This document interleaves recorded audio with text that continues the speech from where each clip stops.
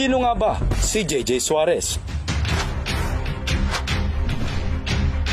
Sa dami ng kasong kinasasangkutan nito, huwag na natin siyang tawaging honorable dahil wala itong honor. Ano-ano ang mga kaso niya?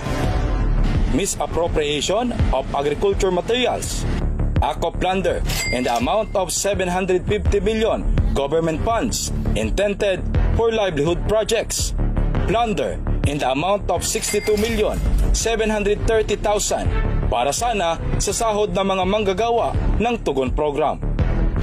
Mainit si JJ Suarez kay Pastor Kibuloy. Isa ito sa nanggigipit sa butihing pastor. Sa ano kayang dahilan? Pera. May bayad ang panggigipit? Kung ang taong ito ay may honor, dapat harapin niya ang mga charges sa kanya.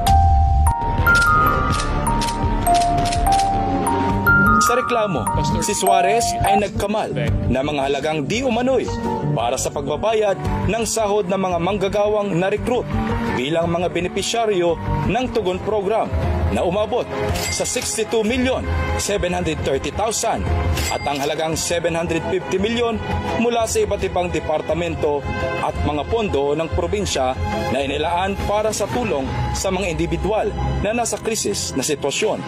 Kaya pala, ang laki ng tiyan ng kongresistang ito dahil sa korupsyon. Sa taong 2025, mayroong 800 milyong pisong budget na dapat ay nakalaan sa pagpapaayos ng national highways sa Quezon na nasa ilalim ng pangangasiwa ng national government. Kabilang dito ang mga kalsada sa Pagbilao, Atimonan, Gumaca, Payapas at Mauban. Malinaw itong nakasaad sa proposed budget ng Department of Budget and Management noong 2024. Pero matapos dumaan sa deliberasyon ng Kongreso, ang budget sa papapaayos ng kalsada sa Quezon biglang napunta sa mga ayuda gaya ng tupad, AIX at AKAP.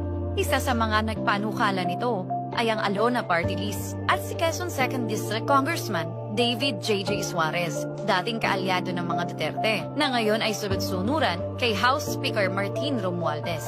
Ito ang dahilan kung bakit biglang lumaki ang pondo ng tanggapan ng kongresista ngayong 2025 patungong 500 milyong piso, habang nakatanggap naman ng 300 milyong piso ang Alona Party List. Ginawa nila ito upang magamit ang ayuda bilang pambili ng boto at gamitin ang issue ng mga lubak na kalsada laban kila Governor Dr. Helen Tan at 4th District Congressman Attorney Mike Tan. Ito ay sa kabila ng katotohanan na sa national government nagmumula ang pondo sa pagpapaayos nito dahil kilalang kaalyado ni JJ Suarez si Martin Romualdez. Sadyang hindi pinondohan ng